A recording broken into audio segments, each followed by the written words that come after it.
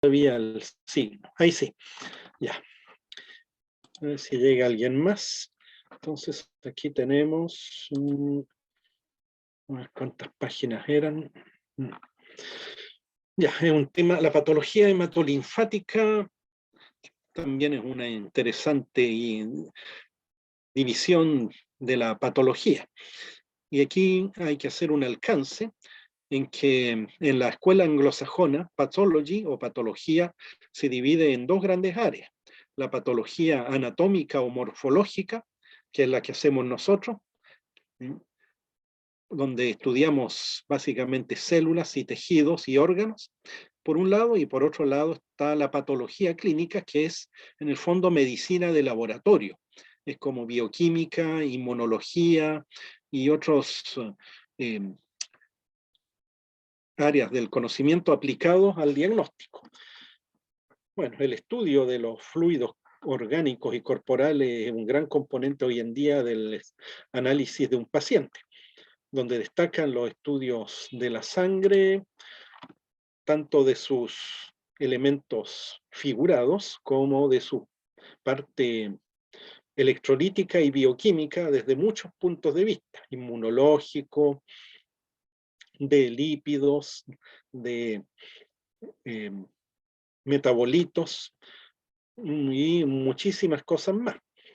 Nosotros nos referiremos sí a lo que es el estudio de la alteración del sistema hematolinfático en lo que respecta a los elementos figurados. Los elementos figurados son aquellos que tienen una forma, una estructura reconocible. Esto es células de estirpe linfocitaria, fagocítica y los eritrocitos. El eritrocito no tiene núcleo y por ende no es una célula y tampoco se puede multiplicar en el sentido estricto.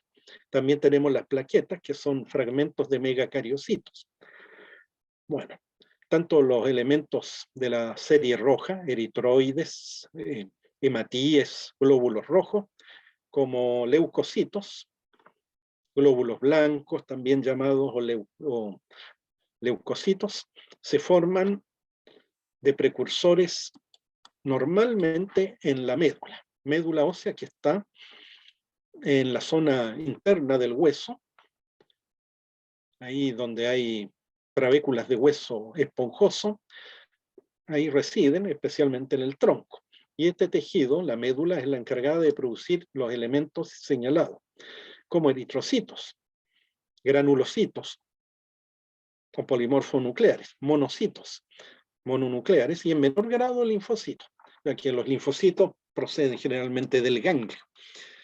En el recién nacido neonato, toda la médula es activa, y paulatinamente, con la edad, hacia el tronco va retrocediendo y siendo reemplazada por tejido adiposo, lo cual puede ser reversible.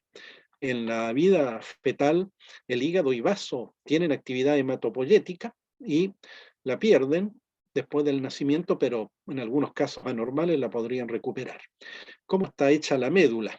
Histológicamente, una red de vasos sinusoideales fenestrados. Esto quiere decir que su endotelio tiene aberturas, que se apoyan en una trama de fibras de reticulina. Bueno, y las células hematopoyéticas en la médula no están ahí a la chuña, sino que se agrupan en compartimientos específicos al microscopio de luz en un corte descalcificado y bien teñido.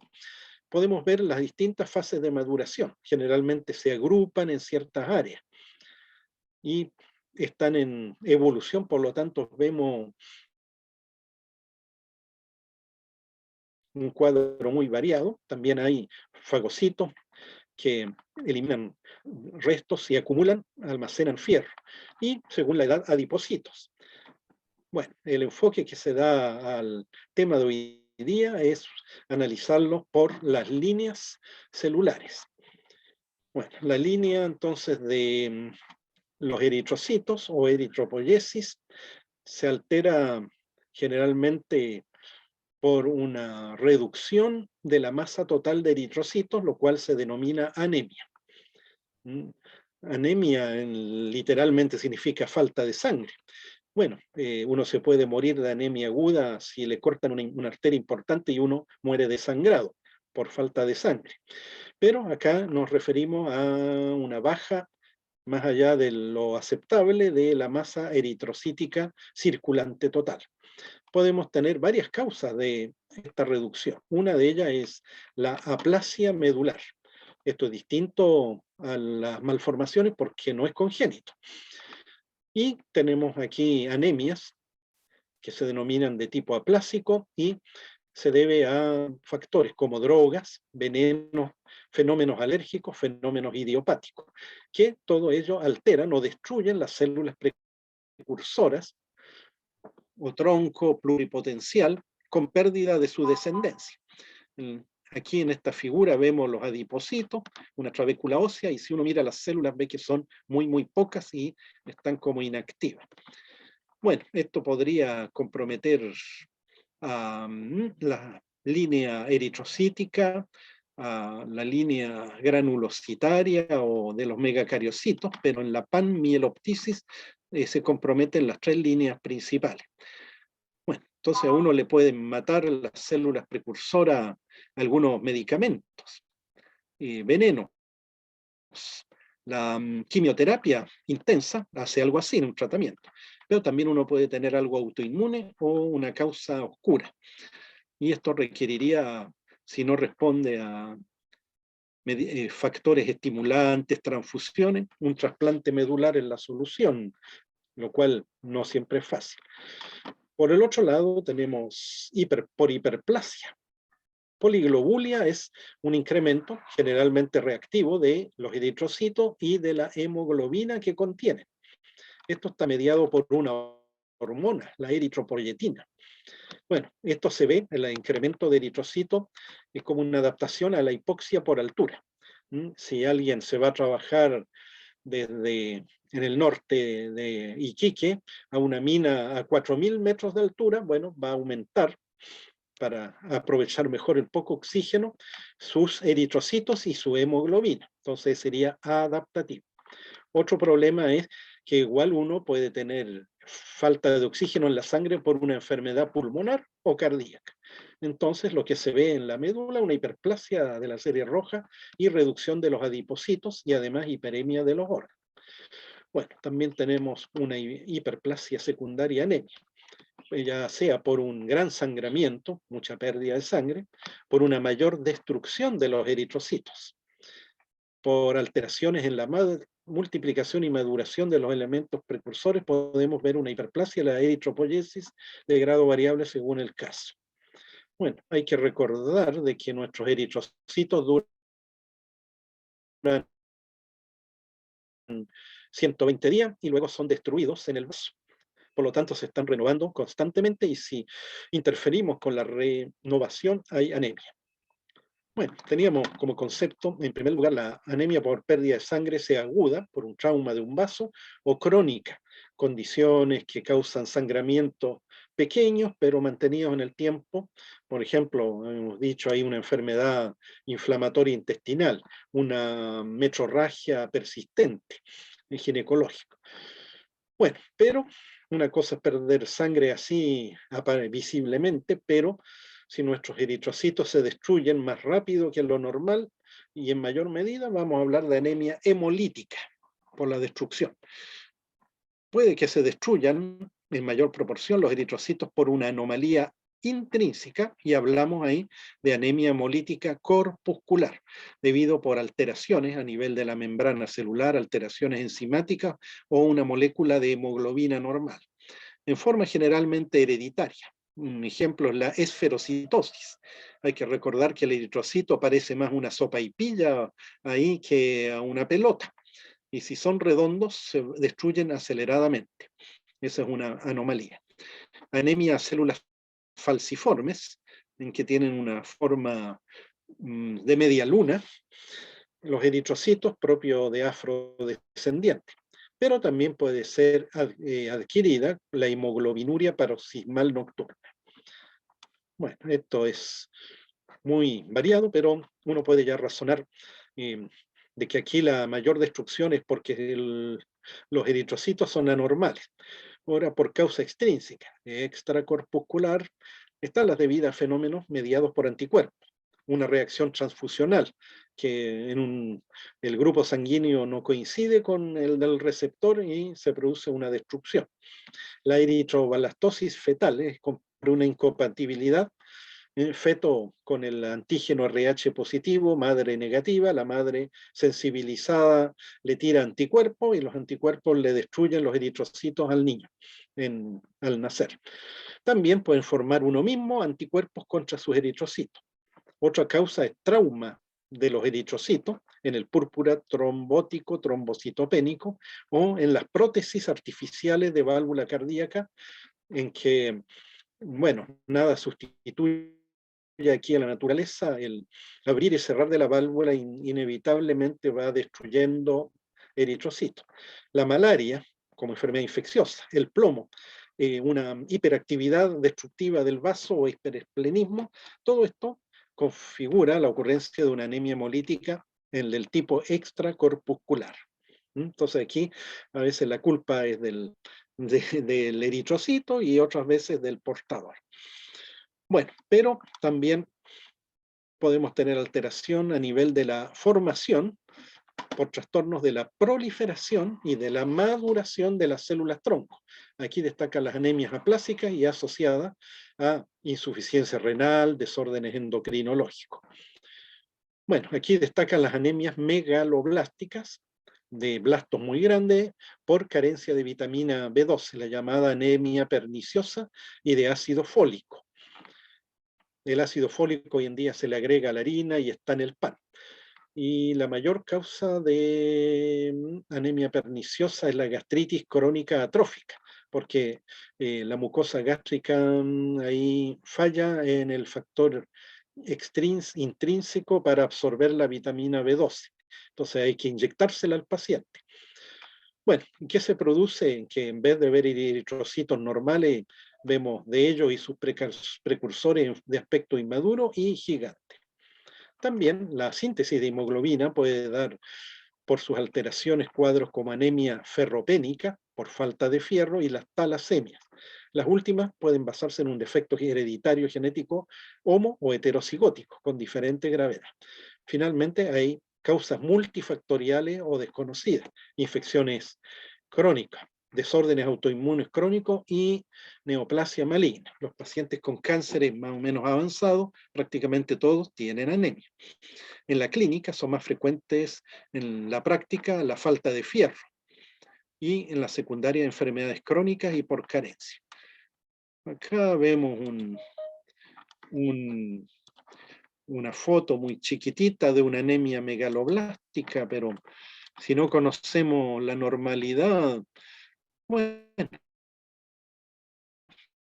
los más oscuros son los proeritroblastos, más chiquititos eritroblastos, pero estos grandes y pálidos serían los megaloblastos. Ahí se requiere cierta experiencia para verlo en esta tinción de May-Grunwald-Giemsa. Por lo demás, no es un HE. Es poco lo que se usaba el HE para esto, pero hoy en día usamos la inmuno. Bien, eso es lo más importante entonces en patología de la serie roja. Bueno, falta de fierro puede verse varias cosas, enfermedades digestivas, una dieta inadecuada, los vegetarianos corren ese peligro, es bueno que coman lentejas entonces, o tomen un suplemento. Y así con algunas otras vitaminas y nutrientes.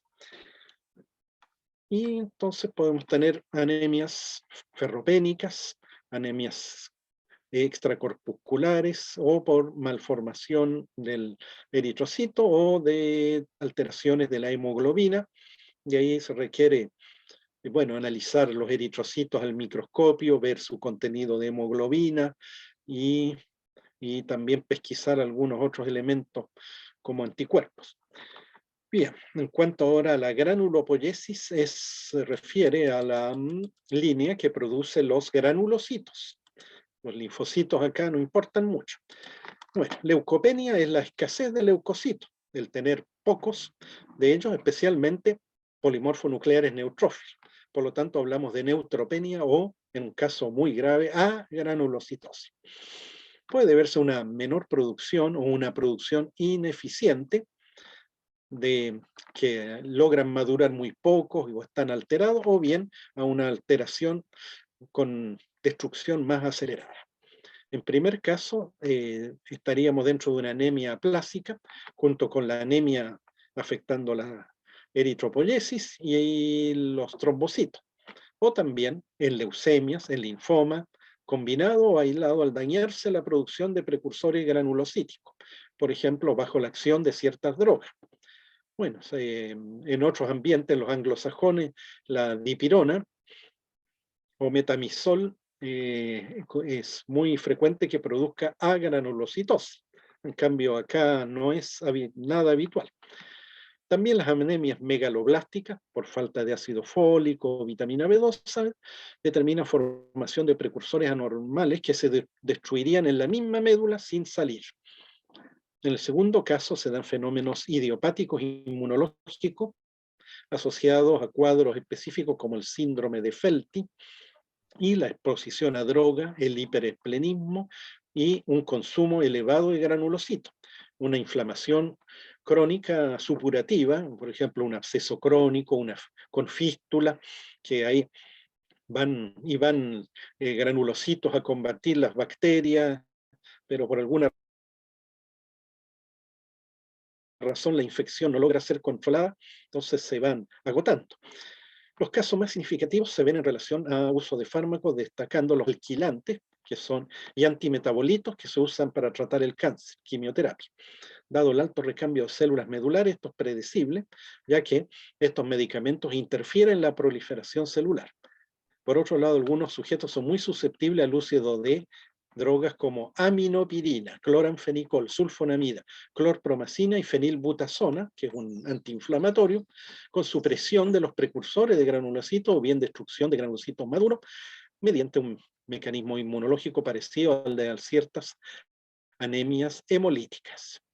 Una secuela característica de la granulocitosis es la aparición de infecciones bacterianas, especialmente orofaringias, con úlceras, necrosis, también el alcohol, los corticoides, muy importante, y la insuficiencia renal afectan negativamente a la función de los neutrófilos.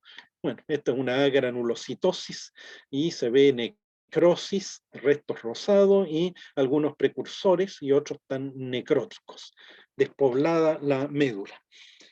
Por otro lado, la hiperplasia se llama leucocitosis y una reacción habitual en estados inflamatorios múltiples y es reactiva. Si elimináramos la causa, desaparecería. Típico como causa infección por cocos piógenos, que hiperplasia la médula con aumento de elementos de granulopoyesis, y en el hemograma, en la cuantificación, vemos un aumento. También desórdenes alérgicos, parásitos, ya sea intestinales u otros, y enfermedades cutáneas, hacen que proliferen los eosinófilos. O sea, ya sospechamos eso porque están asociados a lo alérgico. También infecciones crónicas y enfermedades de autoagresión dan monocitosis. En la leucocitosis no se ve elementos en la sangre periférica de aspecto inmaduro, salvo casos extremos, hablándose de una reacción leucemoide que debe distinguirse de la leucemia. Además, los ganglios linfáticos pueden afectarse en los estados que determina una leucocitosis.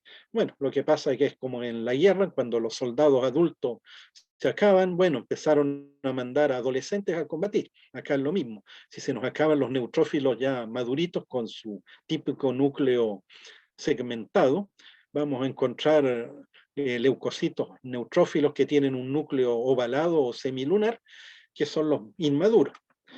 Y no es que sea una leucemia, sino que es simplemente que ya tanta la demanda que aparecen elementos inmaduros, no alcanzan a madurar y son mandados a la pelea.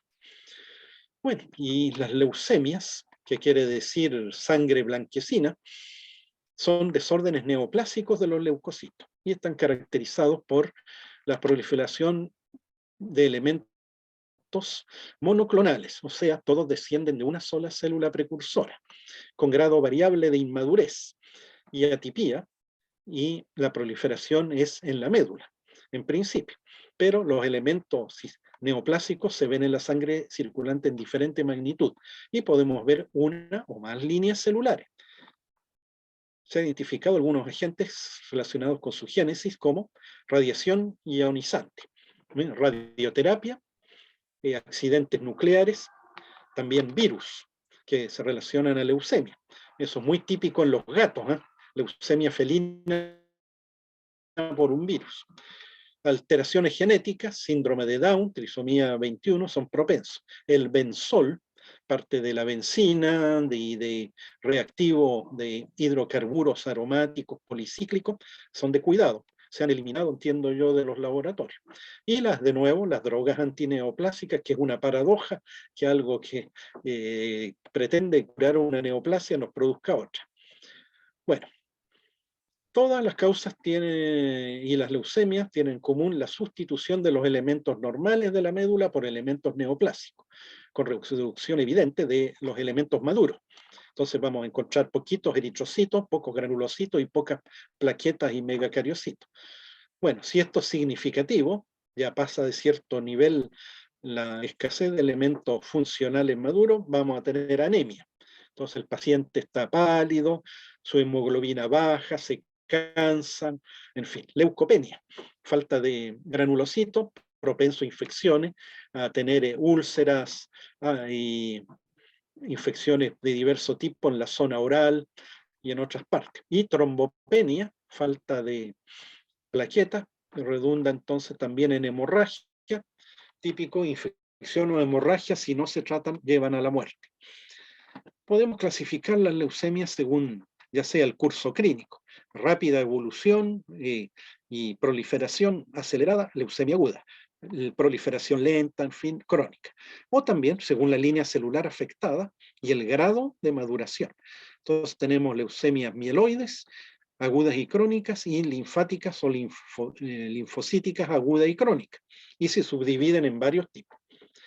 Bueno, así como en carcinomas y neoplasias epiteliales había una lesión preneoplásica, que era la displasia o neoplasia intraepitelial, acá las leucemias mieloides agudas tienen a veces un precursor llamado síndrome mielodisplásico. ¿Qué pasa aquí? Que todavía no es leucemia, pero hay una mayor celularidad y una alteración de la maduración y distribución de los precursores dentro de la médula de la serie roja y blanca. Puede llevar a una pancitopenia irreversible y anemia refractaria al tratamiento. La médula presenta, además de la leucemia, la médula tiene un exceso de precursores, los mieloblastos, que son las células tronco pluripotenciales y de las cuales derivan muchos tipos, y también precursores anormales eritrocitarios como megaloblásticos. En un 40% de los portadores del síndrome mielodisplásico hay desarrollo de leucemia. Entonces son pacientes de cuidado. Pasemos a las leucemias agudas, ahora definidas por la inmadurez de sus elementos celulares, que se llaman blastos. Recordemos que siempre algo que tiene el apellido blasto hay que pensar en algo inmaduro y peligroso. Bueno, tenemos inmadurez marcada, curso rápido, y hubo varias clasificaciones. Se ha impuesto la franco-americano-británica, donde establece la categoría de linfoblástica y no linfoblásticas con grados variables de maduración. Las linfoblásticas típicas de los niños, estos chicos que ahí se ven en pediatría hinchaditos y peladitos ahí, y hay 3 grados, L1, linfocítica 1, 2 y 3, según la morfología, basada en el característico aspecto de nucleolo y citoplasma. L3 es el más maduro, esto es al revés. L2 moderado y L1 es menos maduro, pero más frecuente. También se asocia un inmunofenotipo pre-B, o sea, precursor de célula B, a hiperdiploidía en el análisis cromosómico y edad bajo año. Generalmente son de mejor pronóstico en estos casos a menor edad. 2/3 se curan con quimioterapia y si no, bueno, hay otras técnicas, trasplante o algo así. Las no linfoblásticas tienen 8 categorías partiendo de la M0, que es la menos diferenciada, M1 sin diferenciación, M2 ya tiene maduración, M3 aspecto promielocítico, el 4 mielomonocítico, 5 monocítico y M6 leucemia eritroide y 7 leucemia megacariocítica, todas agudas. Lo más usual son la M2, M1 y M4, afectando edades entre 15 y 40 años, y son de peor pronóstico que las linfoblásticas, con solo un 15-30% de curación.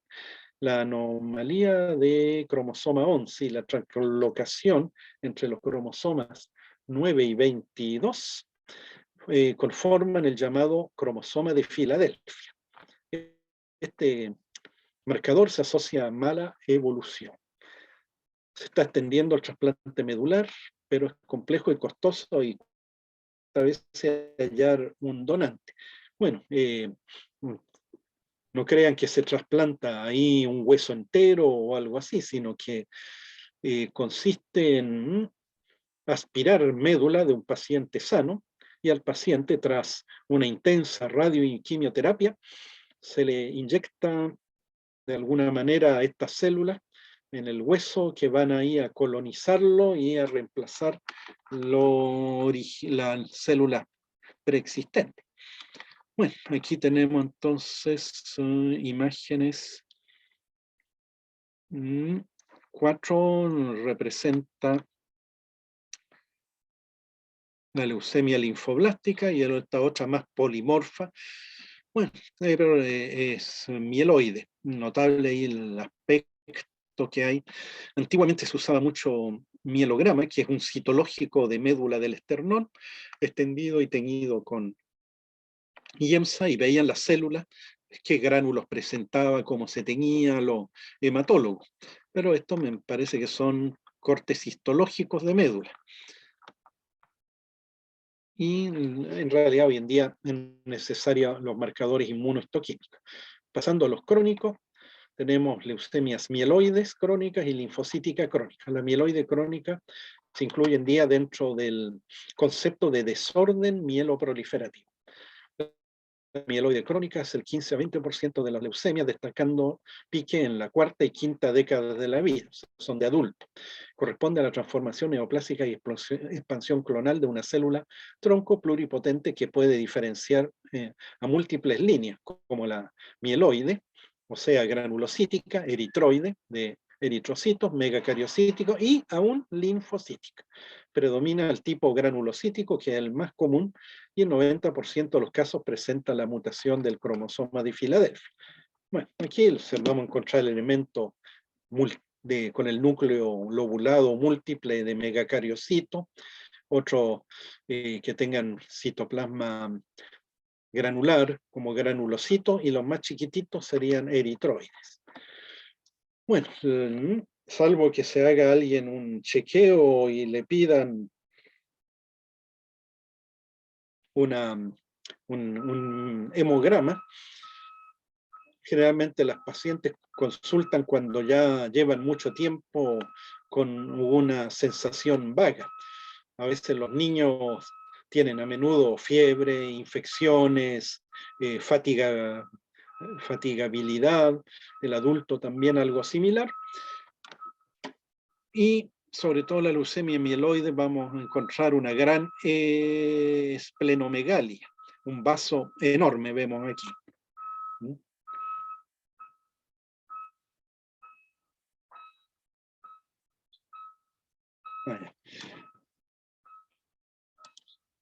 Una gran esplenomegalia. Y vemos que la médula ósea en las vértebras está infiltrada, comparando con lo normal. Ahí está la diferencia del color. Bueno, esta está rica en precursores eritroides, y acá hay tal cantidad de células inmaduras y probablemente granulocíticas que le da un color más pálido.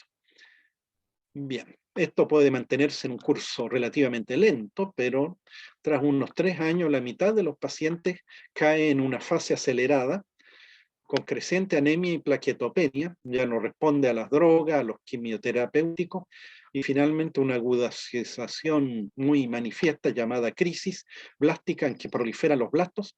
Estos ya pasan a la sangre y causan ya tal compromiso que esto suele ser fatal.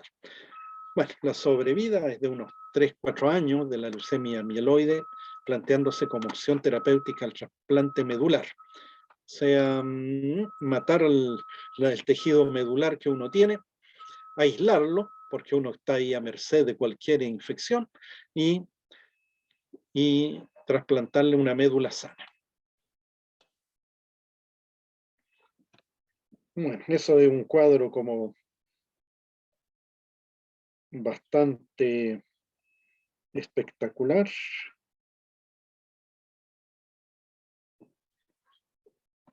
En cuanto a su cuadro, pero por el lado de la leucemia linfocítica crónica, hoy en día se incluye entre las neoplasias correspondientes a linfomas no Hodgkin.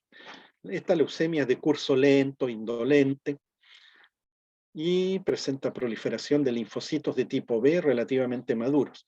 Aparentemente su incremento obedece en gran parte a una sobrevida de los linfocitos anormalmente larga, ya que tienen bajo índice de muerte programada o apoptosis. Bueno, con mayor razón los síntomas son vagos. Destaca, lo más llamativo es que los ganglios linfáticos se agrandan, el hígado también aparece una alteración hipogamma-globulinemia en las proteínas y anemia. Afecta a mayores de 50 años, una cuarta parte de las leucemias, sobrevida media 4 a 6 años, con poca respuesta a la quimioterapia.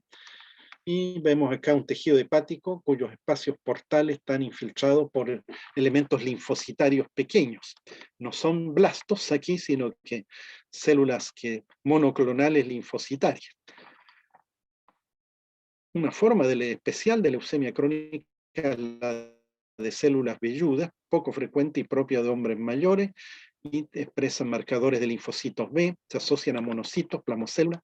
Destaca la presencia al microscopio electrónico, hay que verlo así, proyecciones superficiales como pelos, y se ve eso en el FROTS también. Infiltran la médula, hígado y especialmente el vaso con esplenomegalia y pancitopenia. La extirpación del vaso es benéfica, esplenectomía, incorporándose también la terapia con un anticuerpo, el interferón alfa, en forma auspiciosa.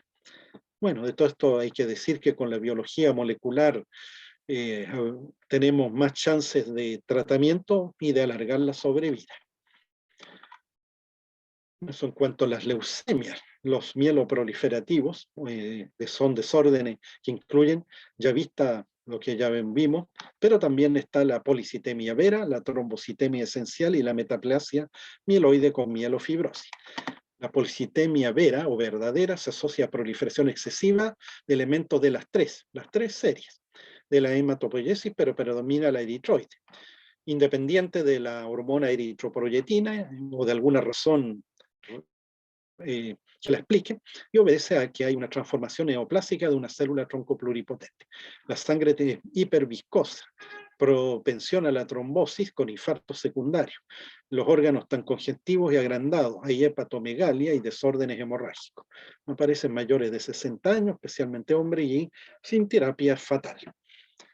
Pero hoy día la sobrevida supera los 10 años, algunos desarrollan mielofibrosis, que es como parecida a la cirrosis, pero más difusa en la médula.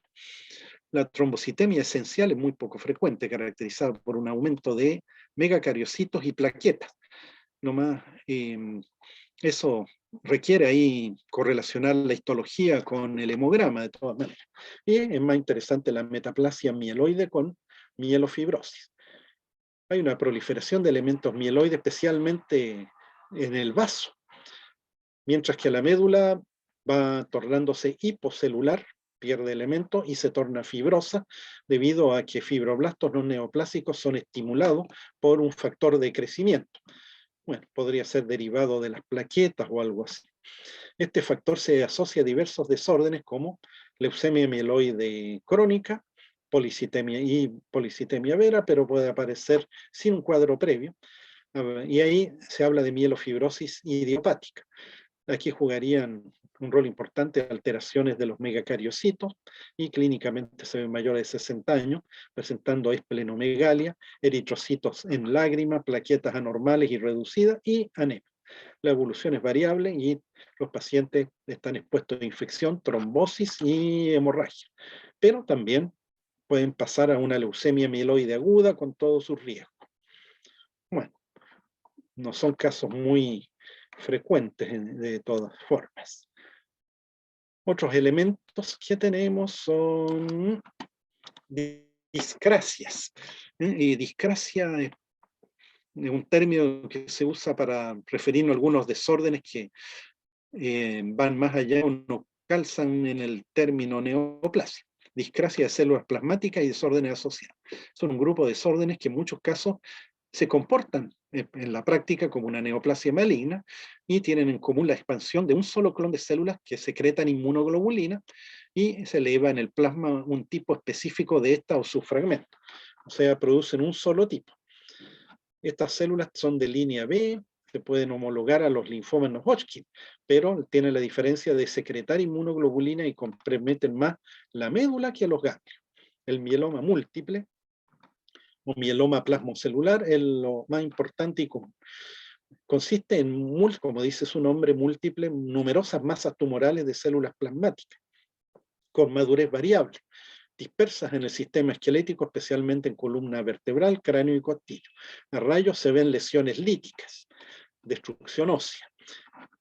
Podemos ver acá un cráneo lleno, como que estuviera apolillado, de defectos líticos, por la presencia de los plasmocitos que activan a los osteoclastos a destruir el hueso.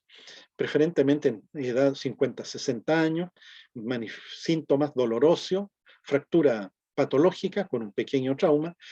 Bueno, al destruirse el hueso hay hipercalcemia y también por las globulinas que liberan, podemos tener algo parecido a la amiloidosis, insuficiencia renal.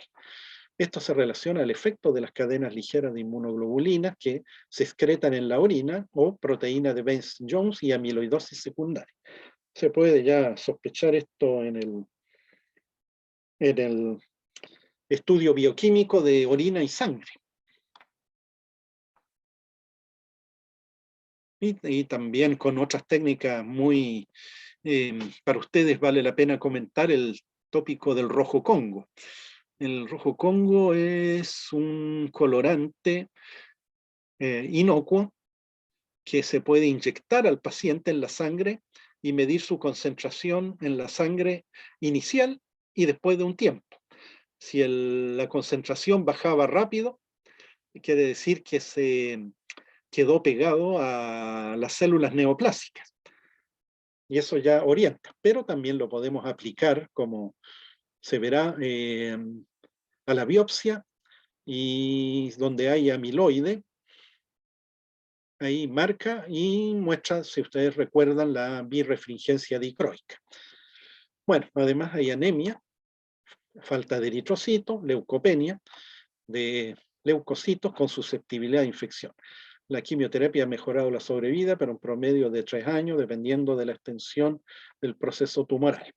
Me parece que en estos días había una jornada de actualización. Bueno, ahí se ve una muestra de médula en que hay algunos elementos residuales pequeños, pero gran cantidad de células plasmáticas, cuyo núcleo no tiene claramente el aspecto de rayos de rueda de carreta, sino que es más hipercromático, pero igual hay abundante citoplasma, y si aplicamos cadenas de anticuerpos contra dos cadenas, las cadenas kappa y lambda, nombres muy de moda ahora por ser letras del alfabeto griego. Bueno, hay que ver si ambas tiñen o no. Si tiñe una sola, es positiva para una sola intensamente y la otra débil o negativo, podemos certificar que es neoplasia de esta línea. Y si ambas están similares, ya sería otra cosa. El mieloma o plasmocitoma solitario, un foco localizado, un hueso tejido blando con los elementos celulares similares al mieloma. En los óseos, con el tiempo se ha visto que el mieloma solitario, lo más en un 55% se transforma en múltiple, por lo tanto no es de fiar. Algo parecido es la macroglobulinemia de Waldenström, que es poco frecuente, una infiltración medular difusa por elementos linfocíticos, plasmocíticos y linfoplasmocíticos, con características de leucemia que secretan inmunoglobulina M de un solo tipo. Esta se ve en ancianos, sobre vida de 4 años, afectando el vaso, los ganglios, y sería un cuadro que está intermedio entre un mieloma múltiple y un linfoma o neoplasia de linfocitos B no Hodgkin.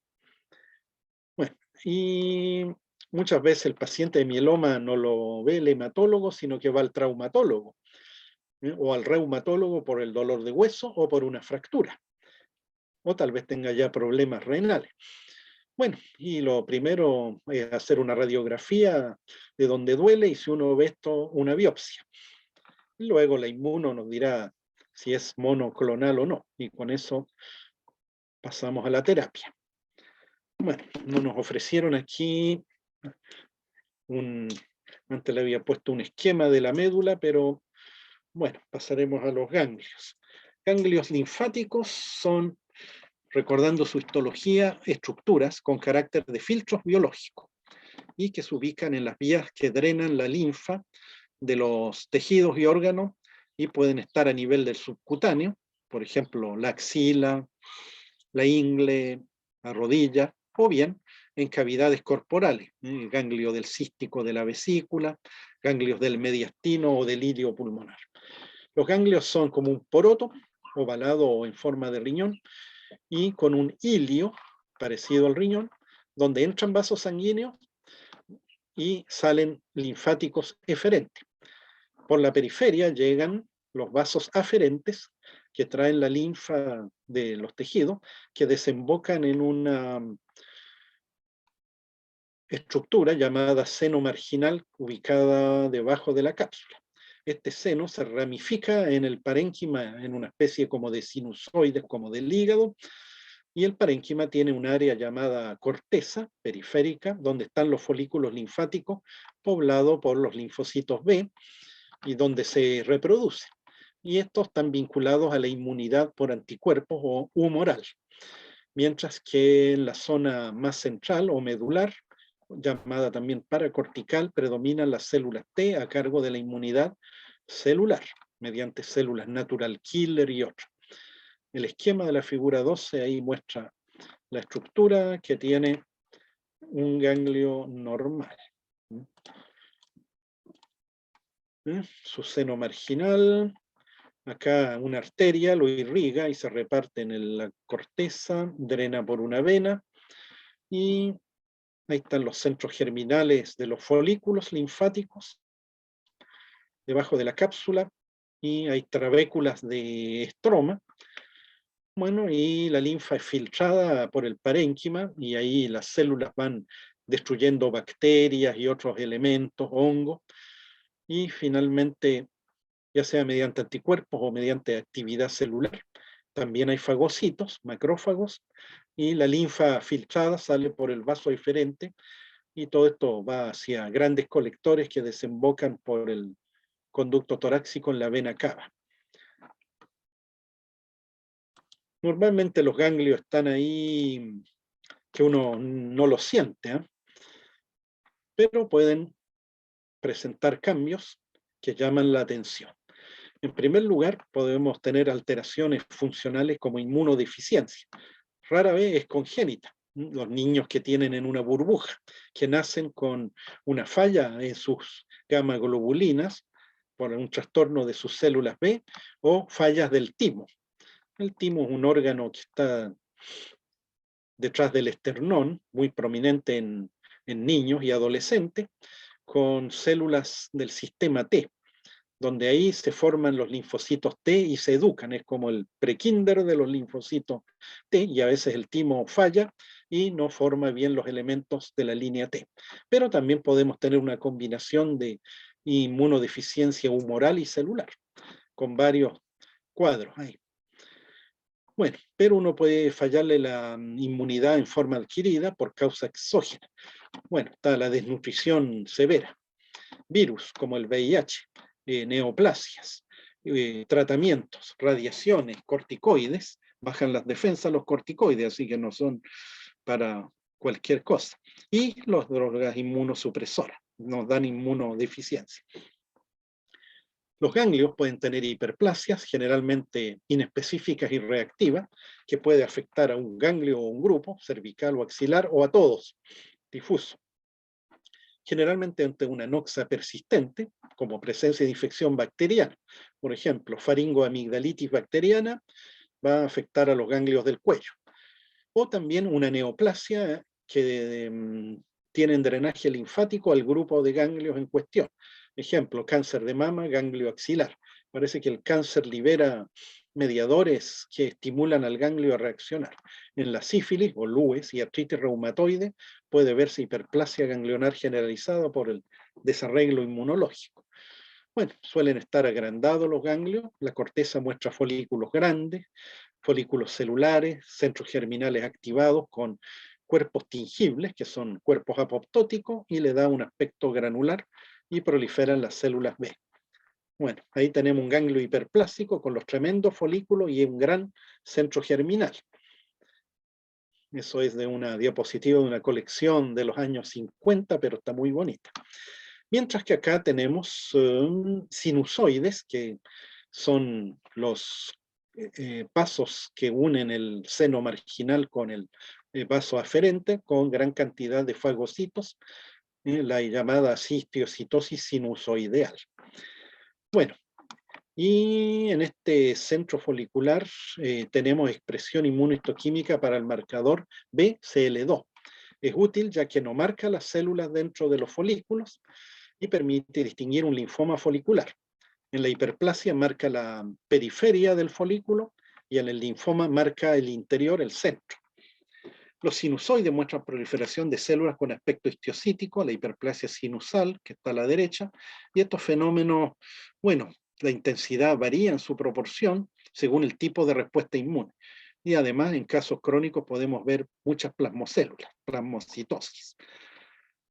Bueno, los ganglios, además de hiperplasia, pueden inflamarse, la linfoadenitis, debido a infección bacteriana en los territorios donde mandan linfa, tienen drenaje al ganglio afectado, especialmente por cocos piágenes. Por ejemplo, piodermitis, ¿no? Un impétigo, alguna infección bacteriana de las que hemos mencionado antes, erisipela, forúnculos, abscesos. Y generalmente esto compromete los ganglios superficiales como axilares e inguinales. Los inguinales, a veces las infecciones de los pies por hongos con heridas complicadas con bacterias, ¿no? Eso sería un signo. El ganglio inguinal generalmente reacciona a eso. Y es típico que se afecta a niños y jóvenes, más que adultos. Los ganglios están congestivos, calientitos, agrandados, infiltrados por granulocitos en sus senos y además macrófagos que fagocitan restos.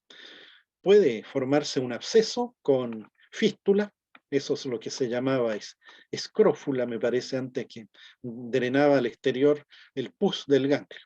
En el ántrax y en la difteria, muy raro hoy día, hay cambios similares. Bueno, esas son la inflamación aguda, generalmente es por bacterias. En forma crónica, la linfoadenitis crónica puede deberse a agentes como bacterias, hongos, protozoos y virus. En nuestro medio, la más importante, que ya conocemos repetidamente, es la TBC, que causa un cuadro ahí granulomatoso. El complejo primario, recuerden ustedes, y con su ganglio ahí. El compromiso ganglionar es típico de la TBC primaria o primoinfección, en territorios que drenan puertas de entrada al Mycobacterium tuberculosis. Las lesiones son similares a las que ya están descritas en pulmón y otros órganos.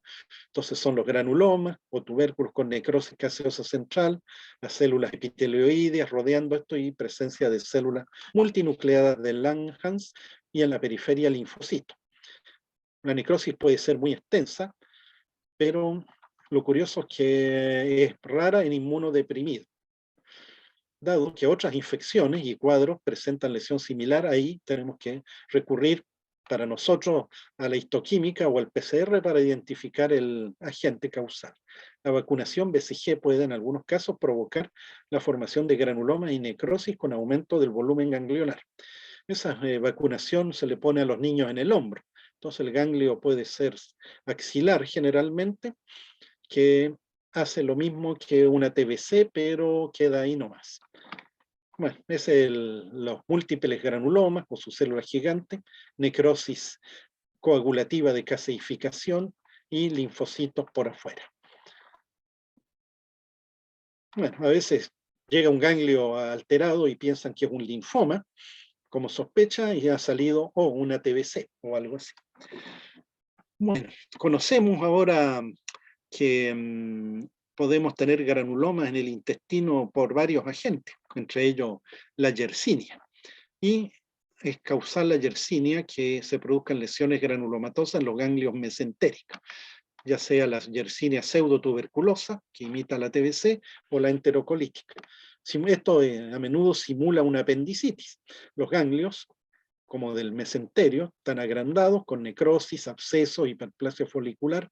Las zonas se delimitan dándole un aspecto geográfico con hileras de macrófago y alguna que otra célula gigante multinuclear. La lesión primaria estaría en el íleo. A veces poco evidente, pero los ganglios son los más afectados. Otro cuadro similar de linfoadenitis granulomatosa es la llamada enfermedad por rasguño de gato, causada por un muy pequeño bacilo gram negativo, Corynebacterium minutissimum sería, más frecuente en niños y jóvenes que están en contacto con gatos. Bueno, el gato produce un rasguño y se inocula el agente, llega a los ganglios superficiales cercanos a la zona del rasguño, los cuales presentan hiperplasia de los folículos corticales y focos de necrosis no estructurada rodeados por histiocitos en la zona cortical que le dan un aspecto geográfico. Pueden aparecer pequeños granulomas tuberculoideos debiendo diferenciarse del granuloma venéreo, que es más parecido, más bien de los ganglios inguinales y que se contrae por contacto genital. También hay periadenitis marcada, o sea, inflamación por fuera del ganglio y endolinfangitis, siendo el proceso de esta enfermedad por rasguño de gato autolimitado. Bueno, tal vez los veterinarios o los agricultores están más expuestos a la brucelosis, que produce una fiebre ondulante que va y viene, esplenomegalia y pocas veces linfoadenitis con granulomas histiocíticos no caseificantes. Infiltración de eosinófilos y plasmocélulas y ocasionalmente células gigantes binucleadas que nos obligan a descartar, como veremos, la enfermedad de Hodgkin, pero no están las células típicas de Ristenberg de este. En la LUE, el compromiso de ganglios es propio en la fase primaria y secundaria, especialmente en los ganglios inguinales en la primera y diseminado en la segunda. Hay discreta hiperplasia folicular, expansión de zonas T medulares, plasmocitosis, grupos de histiocitos e inmunoblastos. La cápsula está engrosada e infiltrada de linfocitos. El diagnóstico es por un test serológico y la biopsia accidental, ¿no? En cuanto a los protozoos, destaca el toxoplasma de origen animal, propio de los que tienen, como niños y jóvenes, contacto de nuevo con los gatos. Hay linfoadenitis, los ganglios no se agrandan mucho, tienen hiperplasia folicular y lo llamativo son grupitos de células epitelioideas dispersos, parece así como microgranuloma, infiltración de los senos por linfocitos B con aspecto histiocítico, lo cual obliga a distinguir de mononucleosis infecciosa o enfermedad de Hodgkin, que son sus diagnósticos diferenciales. En cuanto a las infecciones por hongos, son raras en nuestro medio, salvo en los inmunodeprimidos, como candidiasis y aspergilosis. Más frecuentes son las infecciones por clamidias, el agente del linfogranuloma venéreo, causado por la clamidia trachomatis. También este microorganismo causa una lesión ocular llamada tracoma. Hay compromiso de los ganglios inguinales en el hombre y pélvicos e ilíacos en la mujer con formación de absceso muy llamativo estrellado, proliferación histiocítica y plasmocitosis. Mejor no sé, no preguntar cómo llega al ojo.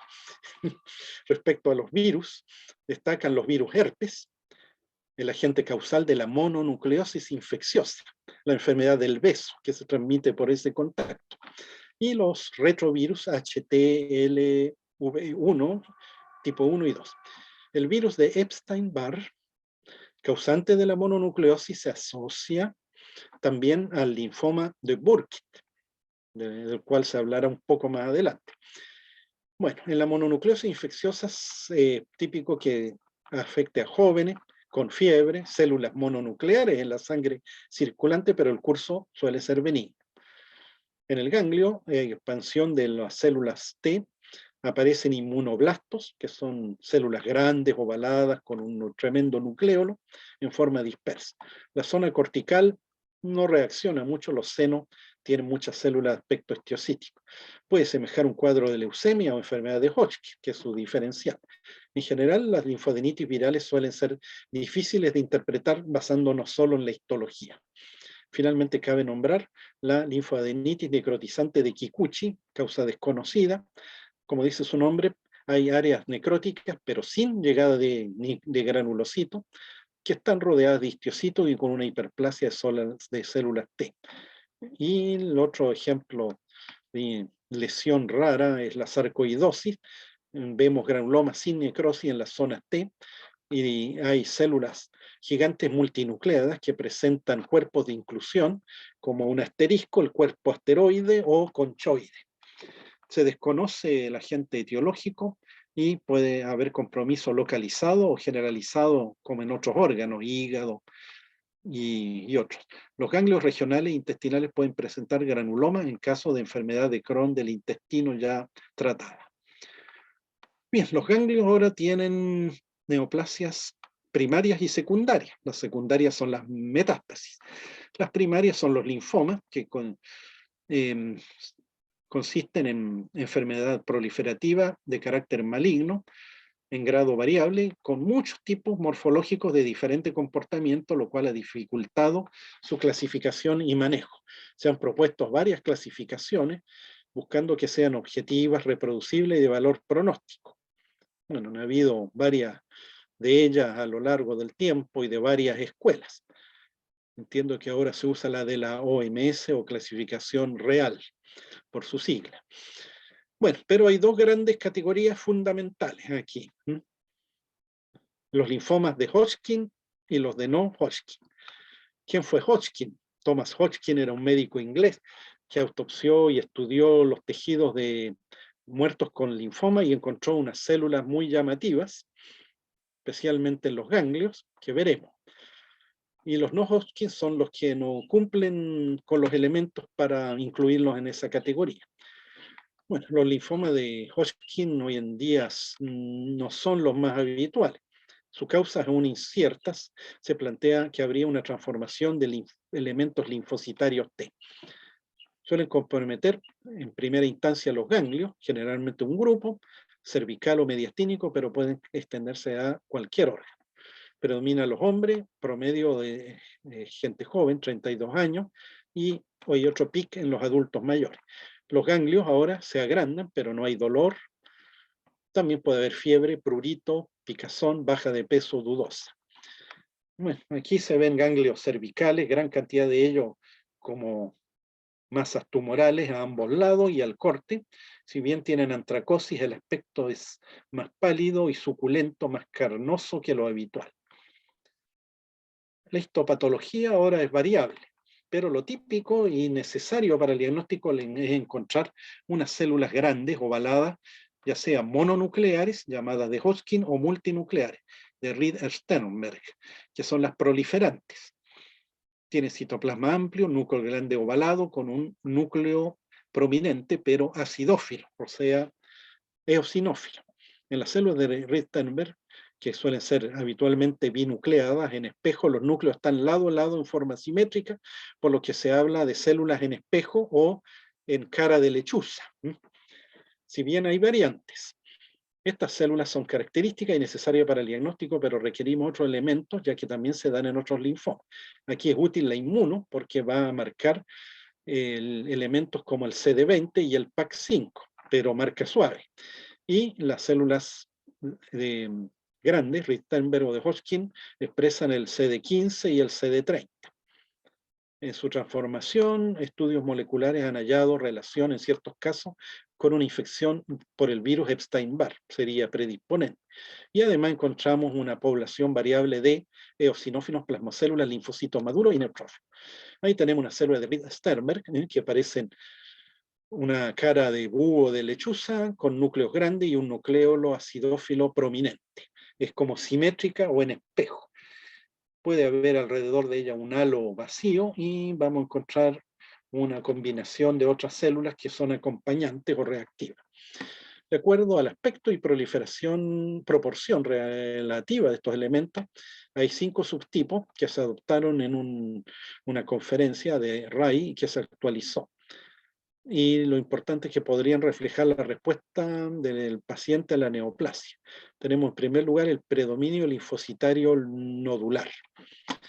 Hay escasas células de Hodgkin y Reed-Sternberg y muchos linfocitos, poco frecuentes, con buen pronóstico y de origen B, es más propia de varones jóvenes. Esclerosis nodular. Parece la cirrosis porque hay septos fibrosos que tabican los ganglios en compartimentos y las células gigantes adoptan un aspecto lacunar, o sea, están como dentro de una laguna. Eso la verdad que es un artificio de los cortes fijado en formalina e incluido en parafina. Es relativamente frecuente, pero tiene una fase previa antes de llegar a la esclerosis que es más celular. Subtipo clásico, rico en linfocitos, descrito con posterioridad, se diferencia del predominio linfocitario, en que las células linfocitarias del fondo no expresan marcadores B. Celularidad mixta, que sería el más común en nuestro ambiente, donde hay una equiparidad entre las células de Reed-Sternberg y de Hodgkin con el resto de los elementos, destacando la presencia de eosinófilos, plasmocélulas y neutrófilos. Entonces, de los más frecuentes, junto con la esclerosis, puede aparecer a toda edad, pero más bien en adulto joven, en adulto mayor.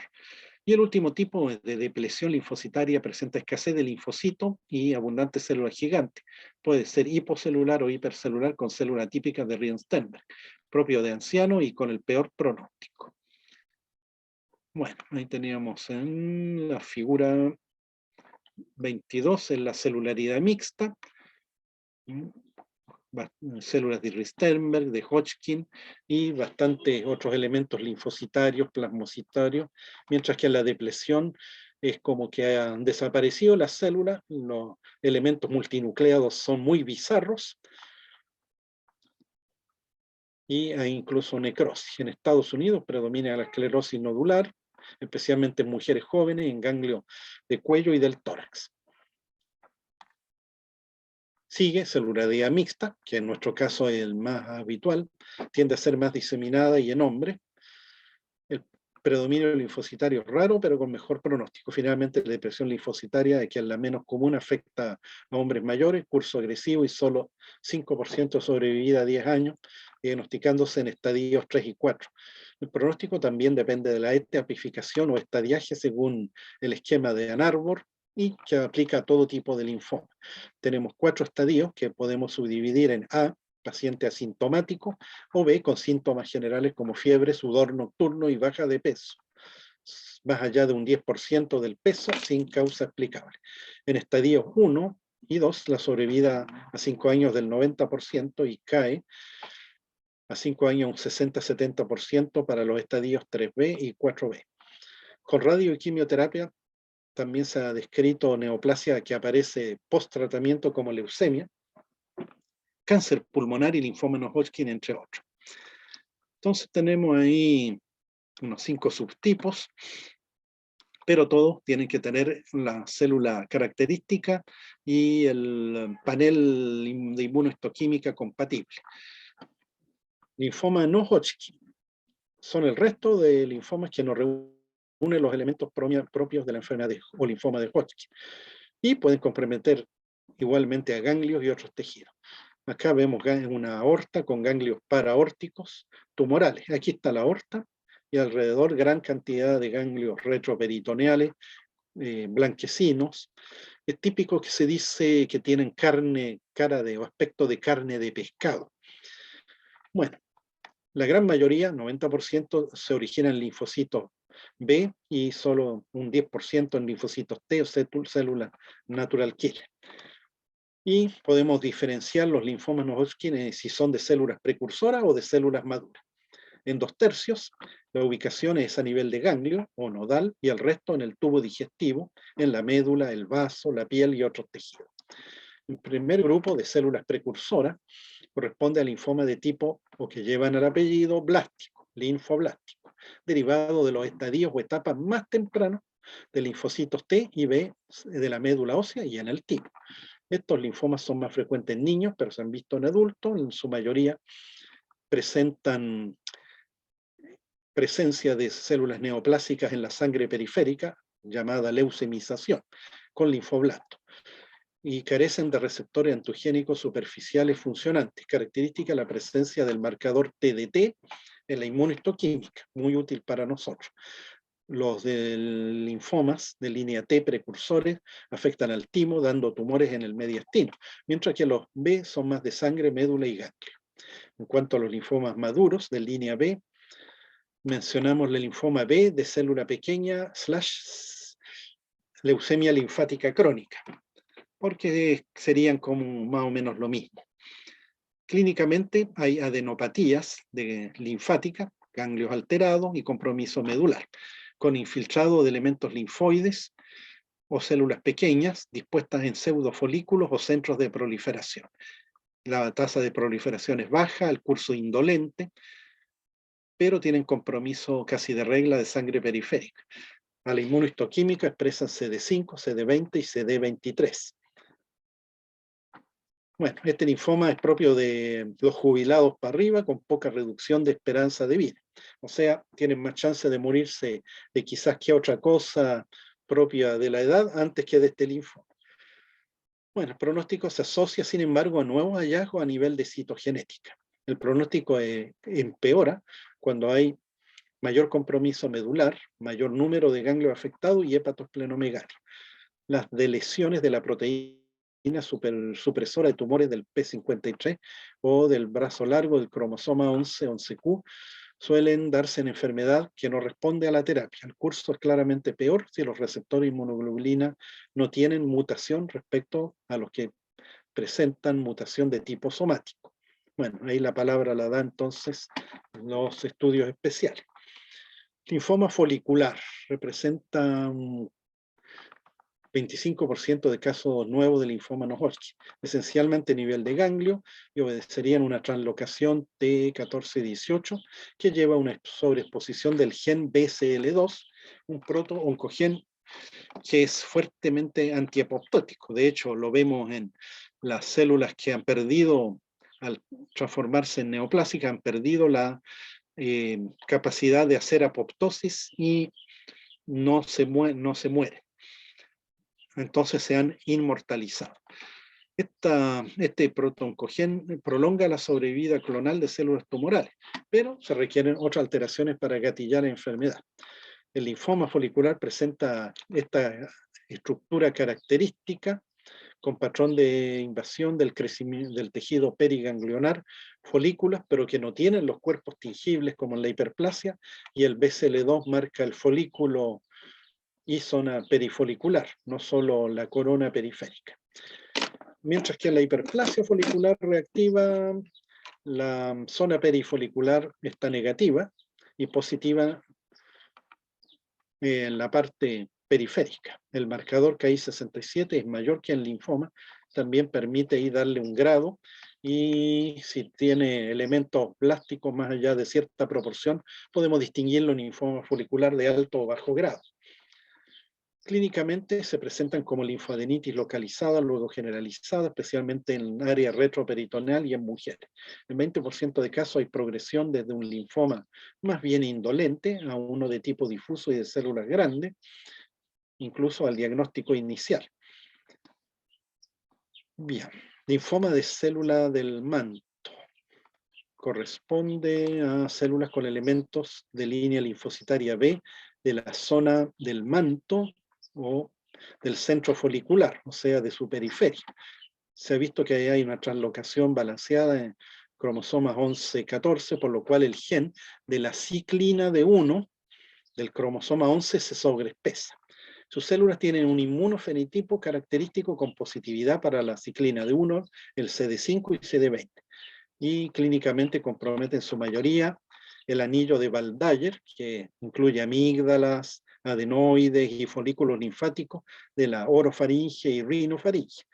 Es habitual el compromiso generalizado de ganglio. Además, se puede ver compromiso intestinal, pero el compromiso de vaso y médula es raro. Pronóstico desfavorable, pero casos con baja tasa de proliferación tiene mejor sobrevida. Bueno, entonces lo que hay que subrayar aquí es que en la biopsia del ganglio podemos ver una proliferación de células pequeñitas que nos pueden hacer pensar en una leucemia linfática crónica que tendría un curso indolente, pero nosotros igual le hacemos la ciclina, y si la ciclina está positiva, en realidad es un linfoma de células del manto que es más agresivo. Como decía el doctor Bucientes, profesor nuestro, estos linfomas así que se camuflan como algo inocuo son lobos con piel de cordero. Por lo tanto, hay que ahí agregar estudios y hacer un análisis. Bueno, hay que ver el KI 67 y el contexto para el manejo, y no, digamos, de dejar de tratar un caso que requiere tratamiento más enérgico que una entidad menos agresiva. Linfomas B de zonas marginales. Es una forma especial con preferencia por la zona marginal y perifolicular del ganglio o también en el vaso. Clínicamente, y también del punto de vista inmunohistoquímico y biomolecular, podemos dividirlo en la forma nodal a nivel de ganglio, esplénica del vaso y extranodal del tipo MALT. Ya les vamos a decir qué es eso. Este último es estas entidades, los linfomas extranodales de zonas marginales B, del tipo MALT. Bueno, son entidades que a causa de inflamación crónica y de enfermedad autoinmune se puede generar tejido linfático donde normalmente no lo hay. Por ejemplo, estómago, glándula salival, tiroides, órbita y piel. ¿No? ¿Se acuerdan de la tiroiditis Hashimoto, donde hay folículos linfáticos? Hay un tejido de este tipo que aparece, la órbita, la piel y el intestino. En el estómago, la infección por nuestro conocido el Helicobacter pylori lleva a una gastritis crónica con aparición de folículos linfáticos. Ahí puede ocurrir con el tiempo ocurrencia de linfomas que corresponde a una diferenciación postfolicular B. Si bien constituye una proliferación clonal tumoral en un 70%, llamativamente, regresan después de eliminar al Helicobacter. Si presenta una translocación balanceada T11-18, resisten a la terapia antibiótica, al activarse función regulatoria y antiapoptótica. En estos casos, estos casos no suelen transformarse en linfomas B de células grandes, sin embargo, pero hay casos, se ha visto también, de que pueden evolucionar mal. Y también requieren un panel de anticuerpos. Bien, y esto podríamos subrayar el linfoma difuso, células B grandes, el mayor grupo. Esto es lo que se lleva aquí las palmas entre los linfomas no Hodgkin. Alcanza un 30% del total aproximadamente y podemos subdividirlo en varias entidades según lo que expresan genéticamente, el fenotipo, alteraciones genéticas, así como la clínica localización. Suele ubicarse a nivel de los ganglios o también en procesos hiperplásicos asociados a cuadros inflamatorios en órganos y localizaciones extranodales. Hay una infiltración difusa del parénquima linfático, o sea, ya perdemos la estructura del ganglio, no reconocemos la diferencia entre corteza y médula, entre los folículos normales, y también infiltran tejidos extraganglionares en forma destructiva. Estas neoplasias surgen en forma primaria por diferentes vías de transformación que son características para el tipo de células centrofoliculares y de células B extrafoliculares activadas. También derivan de linfomas preexistentes de bajo grado, como el de tipo folicular, el de tipo leucemia linfática crónica o del de células marginales B, debido a una transformación dentro del propio clon. Morfológicamente son heterogéneos, constituidos por células grandes. Estas se pueden ver como desde la etapa blástica de centros foliculares, centroblasto, que es una célula algo más chica que el inmunoblasto y que tiene varios nucleolos adentro, o como células activadas postfoliculares precursores de plasmocélulas, inmunoblastos y plasmoblastos. En la inmunohistoquímica expresan marcadores CD19, CD20 y el CD79A, que refleja una etapa más temprana y menos madura de los elementos B. Bueno, todo esto vemos que se ocupa mucha inmunohistoquímica, y eso es cierto porque el área de diagnóstico de neoplasias hematolinfática es la que causa el mayor gasto de anticuerpos en el laboratorio de patología. Linfoma de Burkitt. Bueno, Burkitt, de nuevo, es otro médico inglés, me parece que trabajaba en el África subsahariana, por ahí por Ruanda o no sé, y observó que los niños presentaban en sus cabezas, en la zona craneana, maxilar especialmente, tumores, y vio que tenían un aspecto muy característico y lo diagnosticó como un linfoma. En nuestro medio tiene algunas diferencias. Se ha establecido la asociación con el virus, de nuevo Epstein-Barr, el de la mononucleosis infecciosa, y también la malaria. Se asume que debido a la inflamación crónica y la inmunodepresión de células T debido a la malaria se inhibe la defensa frente al virus, favoreciendo una translocación específica para el tumor. En Europa y en Chile estos linfomas son esporádicos y sin asociación al virus. Sin embargo, también presentan la translocación específica de la enfermedad. Su localización primaria, acá en nuestro ambiente, es esencialmente extranodal y abdominal, en la zona ileocecal y genital. En portadores de VIH-Sida también se dan estos tumores y en un 50% tiene infección por virus Epstein-Barr. Patogenéticamente por una translocación balanceada sobreexpresa el oncogen CEMIC, muy importante y que lo podemos ver en la inmuno además, que es responsable de la progresión del ciclo celular y de inhibir la diferenciación normal de linfocitos T. Esto lleva a una proliferación cercana al 100%. Bueno, si uno no tiene un marcador KI alto, parece que no es. Y es típico encontrar células de aspecto centroblástico junto a macrófagos con cuerpos apoptóticos, lo cual le da un aspecto especial al tumor de cielo estrellado. Ahí se ve una proliferación de estas células tumorales B y los fagocitos con los cuerpos tingibles, más claro, y sugiere como un cielo con estrellas. Expresan CD20, CD10 y el CEMIC. Bueno, son masas de rápido crecimiento, hay infiltración medular, leucemización y compromiso del sistema nervioso.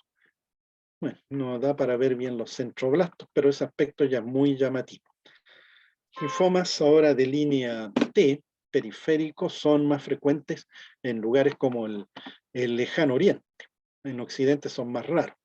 Cerca de la mitad de los casos se ubican en sitios extranodales y podemos designarlos según su manifestación primaria y lugar como linfoma T nasales, intestinales o cutáneos. Generalmente transcurren con un síndrome clínico definido que se correlaciona con el inmunofenotipo y la morfología. Los T periféricos se pueden derivar desde linfocitos T o de células natural killer.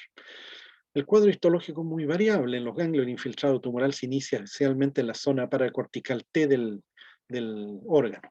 Por producción de interleuquinas llegan células inflamatorias atraídas y se activan las vénulas postcapilares, oscureciendo estos infiltrados la población tumoral.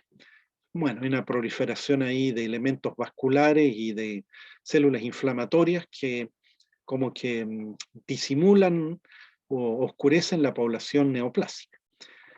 Otro linfoma, el anaplásico de células grandes ALK positivo y negativo. Estas neoplasias infiltran clásicamente los sinusoides de ganglio linfático, marcan positivo para el CD30 y tienen elementos ya inmunohistoquímicos de tipo citotóxico. Citogenéticamente, en parte, se caracterizan por tener la translocación entre cromosomas 2 y 5 que llevan a la expresión de la ALK quinasa. Esta podemos demostrar la inmunohistoquímica y eso diferencia los subtipos. Cuando es positiva, la LK que se da más bien en niños y adolescentes, el pronóstico es bueno con un tratamiento intensivo de quimioterapia. Los otros linfomas periféricos T, en cambio, tienen muy mala sobrevida. Los ALK negativos son morfológicamente iguales a los positivos, pero tienen un pronóstico sensiblemente peor. Por eso es importante el marcador. Existe una subcategoría propia de la piel que se manifiesta más bien como una enfermedad localizada. Linfoadenopatía inmunoblástica, linfoma periférico T, caracterizado por procesos neoplásicos de células linfáticas T y CD4 positivas, con cambios complejos en la estructura del ganglio afectado. Estas alteraciones son semejantes a los cambios vistos en procesos reactivos de tipo inflamatorio. Sería un 20% de los linfomas T y se asocia a síntomas como fiebre, baja de peso y erupciones en la piel. Hay marcada linfoadenopatía y una hipergamma-globulinemia policlonal. El periférico de células T no especificado agrupa un conjunto de linfomas T periféricos.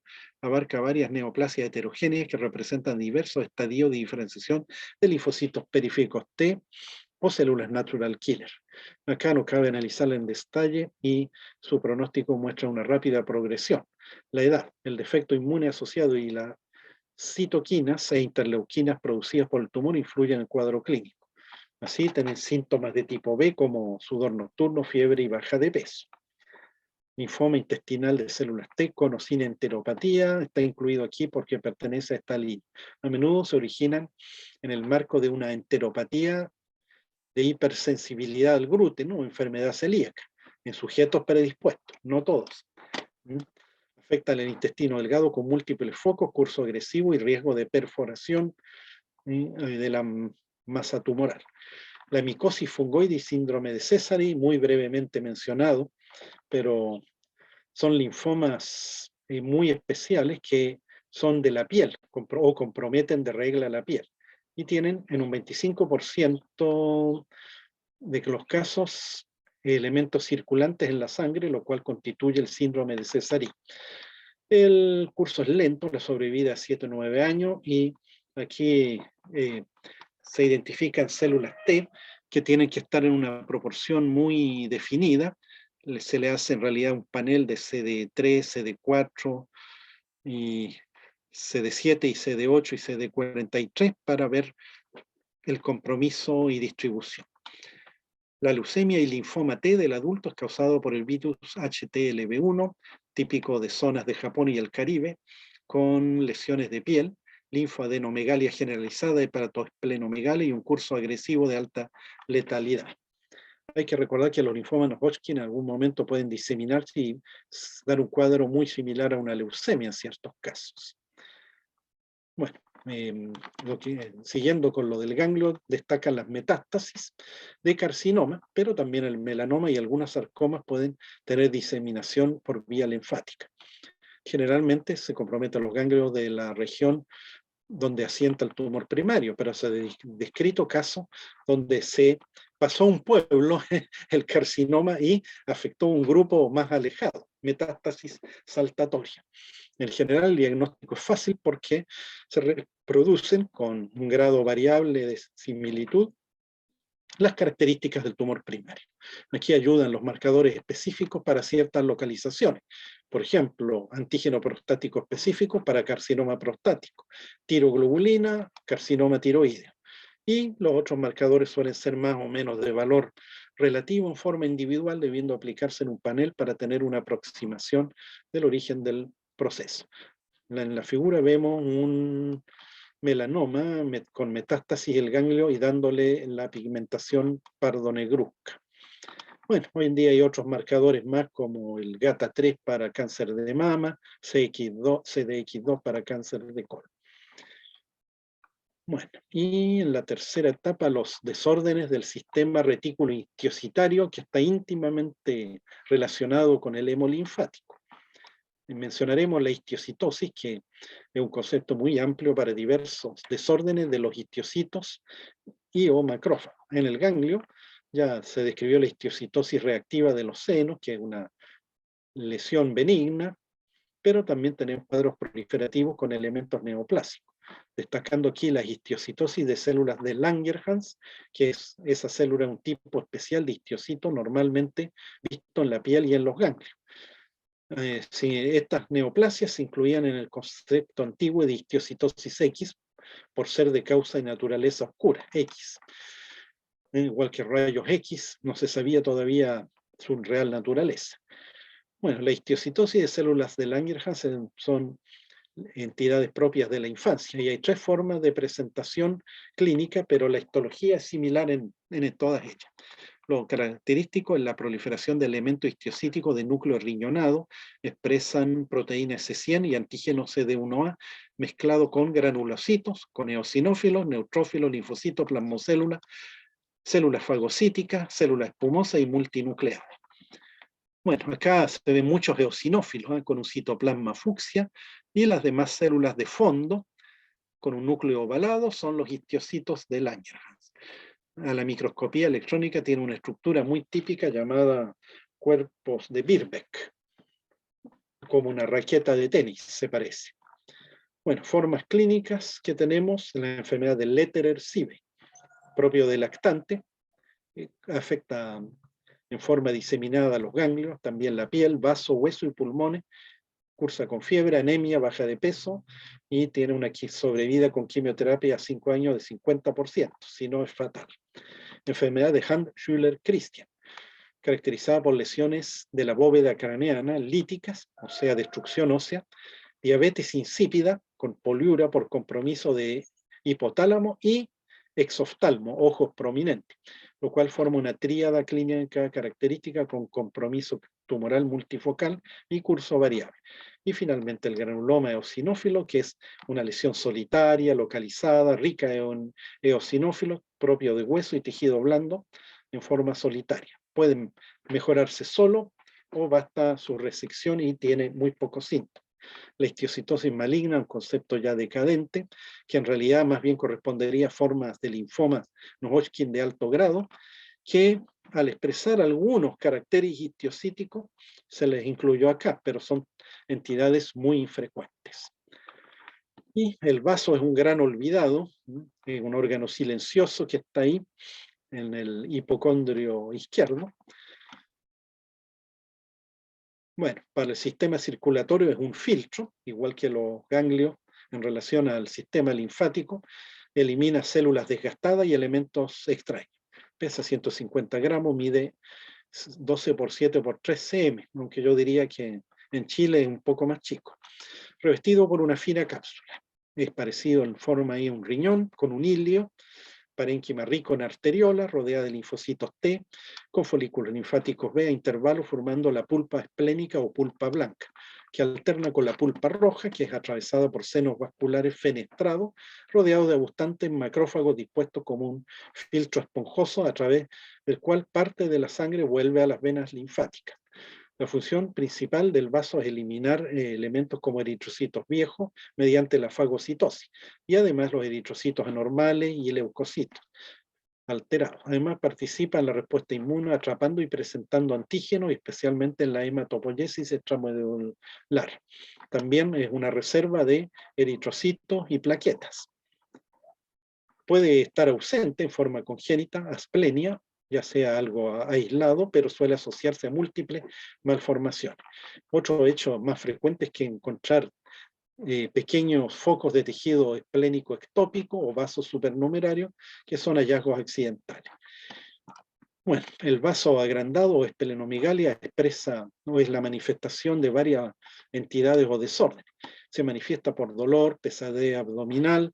Destacan aquí las infecciones como esplenitis aguda, la mononucleosis infecciosa por el virus de Epstein-Barr, la TBC, la tifoidea, la brucelosis, la malaria, la sífilis, la infección por citomegalovirus, la toxoplasmosis, etc. Bueno, cuando hay hipertensión portal, por ejemplo, la cirrosis hepática,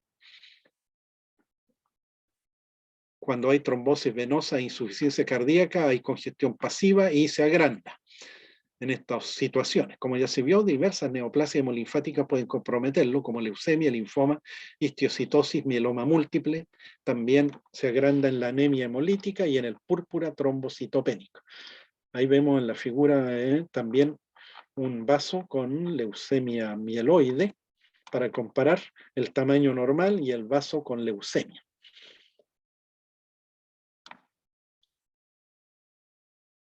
Y acá en la derecha, infiltrados tumorales en un linfoma de Hodgkin.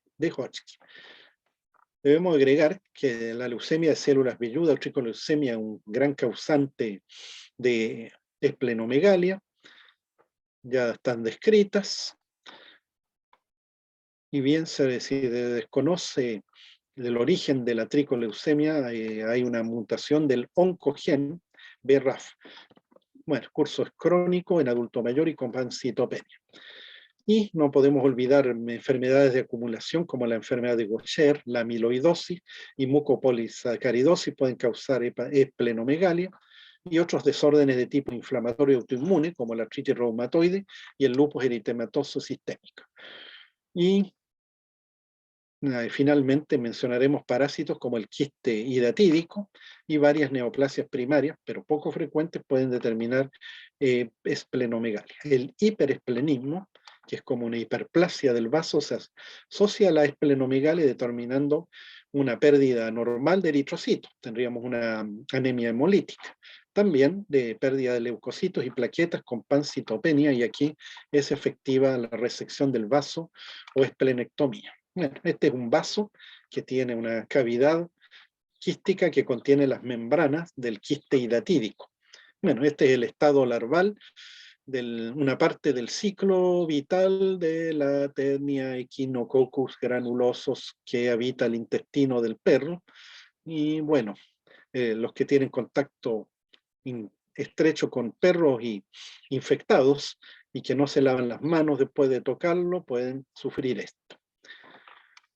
Bueno, ya conocemos, por ejemplo, los infartos del vaso, generalmente anémicos y por una embolización de las arterias que lo irrigan, debido a trombos desprendidos desde el corazón, como en endocarditis infecciosa. Bueno, y es típico entonces encontrar lesiones pálidas, pueden ser sépticos teniendo colonias bacterianas. Y mencionamos también que los traumatismos pueden causar la rotura inmediata del vaso, un accidente de tránsito o de otro tipo, o diferida a algunas horas. Puede que el vaso haga un hematoma debajo de su cápsula, el cual en algún momento, estando la cápsula alterada, puede causar una hemorragia, un hemoperitoneo. Si es, entre comillas, espontánea, habría que pensar que ese vaso que se rompió con un trauma pequeño o solo, habría una mononucleosis infecciosa, una leucemia, malaria, tifoidea o algo. La rotura es peligrosa por el hemoperitoneo masivo, requiriendo la extirpación inmediata del órgano. La cápsula retiene temporalmente la hemorragia y si se rompe, ahí produce un shock hipovolémico. Condiciones como la mononucleosis infecciosa, el paludismo y otras predisponen a estos accidentes. El timo es un órgano que les mencionaba que está en la parte alta del mediastino anterior, y ahí se forma y diferencia los linfocitos T en la infancia. Con la pubertad involuciona el timo.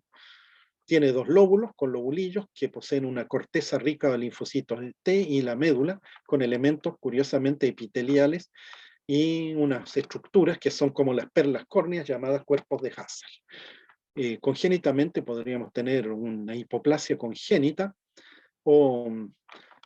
y otras lesiones, y esto puede determinar inmunodeficiencia, especialmente afectando la respuesta celular, como el síndrome de George.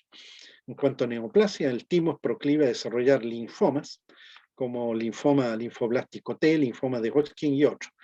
También se han descrito tumores menos frecuentes pero llamativos, como tumores de células primariamente germinales, como el teratoma y seminoma o digerminoma. Bueno, un tumor propio del timo es el timoma, derivado de células epiteliales típicas mezcladas con linfocitos en una proporción variable. En su mayoría son benignos, suelen conformarse de algunos, se ha descrito que pueden tornarse agresivos o incluso malignos. Ahí se usa el término carcinoma tímico y pueden dar metástasis. La figura 37 muestra un gran timoma ahí, y estas neoplasias ahora hay una clasificación más ordenada que los separa según su madurez y si son de predominio de elementos linfocitarios o de elementos epiteliales, la clasificación de Moran. Hiperplasia del timo, rara condición donde el timo se agranda y presenta folículos linfáticos con célula B en la médula. Recordemos que las células tímicas eran T. Puede asociarse a la ocurrencia de enfermedades de tipo inmune, como autoinmune, como la miastenia gravis, que causa debilidad muscular. Se producen anticuerpos contra un receptor para acetilcolina, lo que afecta a la función muscular. La figura 38 y 39 muestra el agrandamiento y la hiperplasia. Bueno, en un adulto no deberíamos encontrar sino que restos del timo y tejido adiposo. Pero aquí vemos una gran lesión y que está formada por los típicos lobulillos, donde destaca la presencia de centros germinales y folículos linfáticos, donde aquí se liberarían, habría, dado que son células B relacionadas a los anticuerpos, producción de anticuerpos contra el receptor para la acetilcolina, que es importante en la función muscular. Bueno, entidad rara, pero hay que buscarla para nosotros conocerla y el detectar los elementos de tipo linfocítico B confirma el diagnóstico. Bueno, entonces podemos resumir que el sistema hemolinfático es muy complejo, donde puede tener diversas afecciones, y aquí lo hemos sectorizado en base a los órganos y tejidos, por la médula, partiendo, que es esencial, y que uno piensa, bueno, uno está renovando sus elementos sanguíneos por millones día a día, las células se dividen, el ADN se replica y se copia con una gran fidelidad, y habrán algunos mecanismos que evitan que se perpetúen células con mutaciones peligrosas. Entonces, el vivir una vida entera sin una leucemia, yo digo que es algo excepcional. Bueno, el otro componente importante son los ganglios linfáticos, que son como las aduanas que impiden que pasen al torrente sanguíneo desde los tejidos y a través de la linfa elementos peligrosos, sobre todo infecciosos, y también tienden a atajar las células neoplásicas. Y el vaso es menos frecuente que se altere y puede presentar diversos trastornos relacionados a un hiperfuncionamiento, a enfermedades de muy variado tipo, incluyendo las de acumulación, neoplasias, parásitos e infecciones. Y ya podemos dejar, en último término quedó el timo, pero tiene algunos cuadros cuyo diagnóstico requiere un conocimiento previo para no ahí cometer alguna omisión. Bien, ahí va a dejar